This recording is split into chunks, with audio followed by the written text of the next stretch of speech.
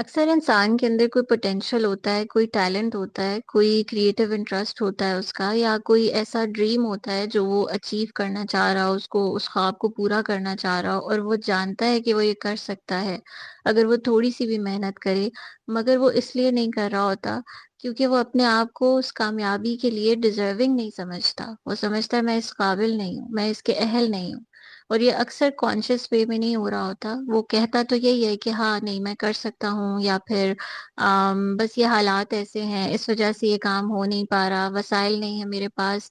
मगर अंदर खाने वो कुछ डीप सीटेड बिलीफ्स होते हैं उसके अपने बारे में भी, दुनिया के बारे में भी, कि जो उसकी कंडीशनिंग की वजह से होते हैं, उसके पास्ट इवेंट्स की वजह से होते हैं, या कुछ परसेप्शंस होती हैं अपने बारे में कि maybe I'm not deserving of respect or this position or success or even love in life. So that's why he keeps entering into such relationships or places where he's not given that recognition or value which he deserves.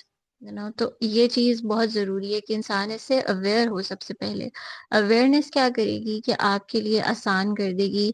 सबसे पहले तो ये discern करना, इस चीज को recognise करना कि मसला कहाँ आ रहा है।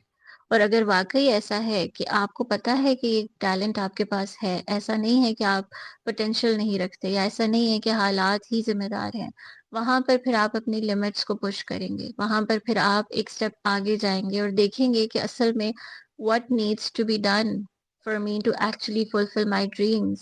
And maybe it's just my mind trying to protect me from some unfamiliar thing, from some harm which is just there in my mind and it's not actually real. तो वहां पर इंसान जो है उसके लिए उसके ड्रीम को फुलफिल करना, या वो काम करना कि जो बहुत पैशनेटली वो चाहता है करना, वो आसान हो जाता है।